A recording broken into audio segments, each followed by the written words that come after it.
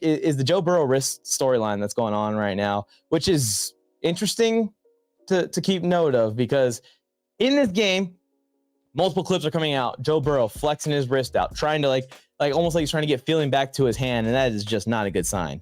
This is an injury that can definitely linger, not just this season, but maybe in this guy's entire career. And that is not something that us football fans want to see happen to Joe Burrow. We saw the Bengals struggle against the Patriots this week and got upset. I think that a lot of it has to do mostly with the fact Jamar Chase hasn't been at practice, so that kind of rubbed things the wrong way. And just not having T. Higgins there, who has been there, who has been practicing, who's on a contract year and really is probably working his ass off to prove that he's a wide receiver one in this league this year.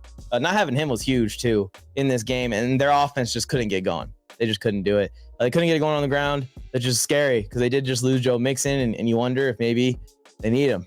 I don't hate the Bengals. A lot of Chargers fans hate the Bengals. They hate Joe Burrow. I don't at all. I actually like Joe Burrow. I think what he did in college was special and something that we might, never see on that scale out of LSU like that again. He might go down as the best LSU quarterback, or at least the best season by an LSU quarterback ever in college football history. So there's no reason for me to root against Joe Burrow other than the Bengals fans hating on Justin Herbert all the time. But I can't really control that. Joe Burrow can't really control that. I want to see Burrow succeed in this offense. It's just going to take T. Higgins to get back out there. It's going to take Jamar Chase to get his feet under him again.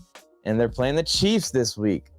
So it's kind of scary. As far as Joe Burrow's wrist goes, Joe Burrow himself has come out and said that there's no problems with the wrist. Whatever everyone's talking about, this Gatorade bottle incident, don't worry about it. He's completely fine. I don't believe him.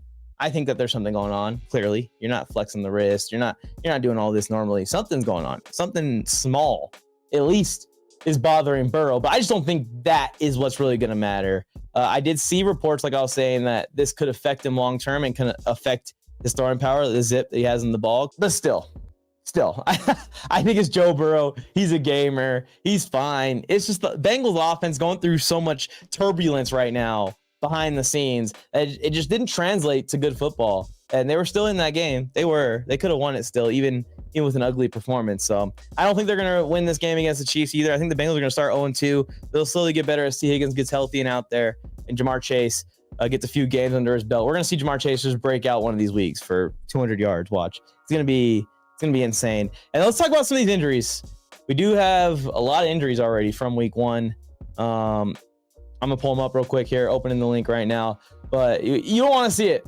You don't want to see on mass scale this many injuries. Like the Arizona Cardinals, they lost one of their tackles. The Bills, they lost Teron Johnson, who they need this year, with a lot of the guys they lost in the secondary this offseason. David Njoku, high ankle sprain. That's no fun for a football player, man. That can linger all year for sure. No doubt. Dallas Cowboys tight end Jake Ferguson. They thought that he tore his ACL. It was scary because he's a young tight end, about to have a breakout year. But he got lucky. He didn't tear his ACL. He is injured, though, and he's going to be out for weeks. Jeff Okudah's out for the Texans already. Jaguars lost Tyson Campbell, had a great game to a hammy. And it actually, when he came out, the Dolphins started to cook. So that was a big part of that for them. And he was playing well in that game. The Seattle Seahawks, Kenneth Walker had some abdomen pain, but I guess he's fine. So Seahawks fans, no worries there. That's the injuries. What's the biggest name on here on this list? I'm just reading it down here. I think David Njoku probably is the biggest name on here so far. Marshawn Lattimore, maybe.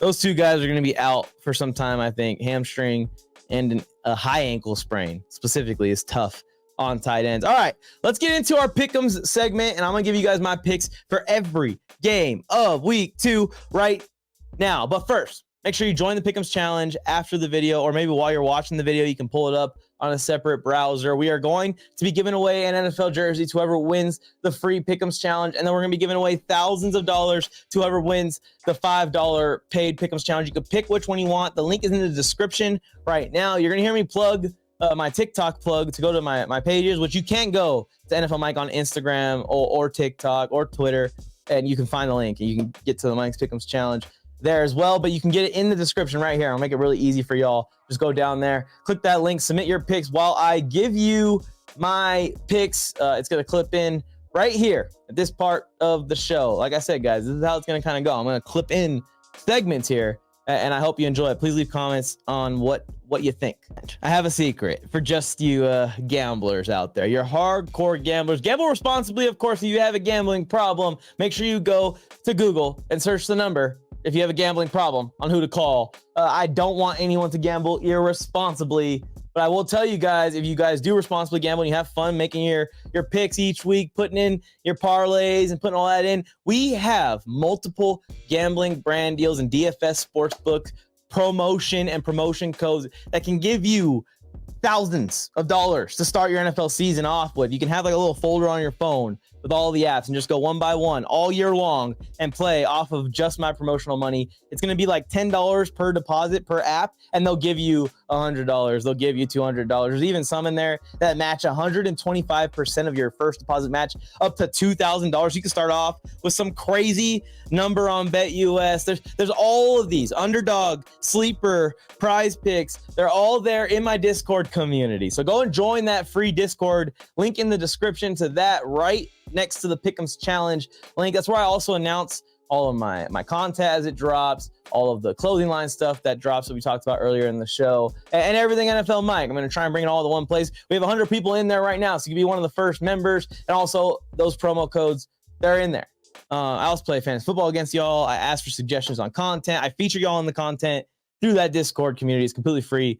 Hop in the link in the description. Appreciate you guys for supporting everything. If you've liked the video already, that's awesome. If you subscribe to the channel also, that's awesome. If you guys go and check all that stuff out, I will be very appreciative. Bill Flames, I went Mike on the mic. Yep. With something brand new, one time for your mind. He gave you fair warning.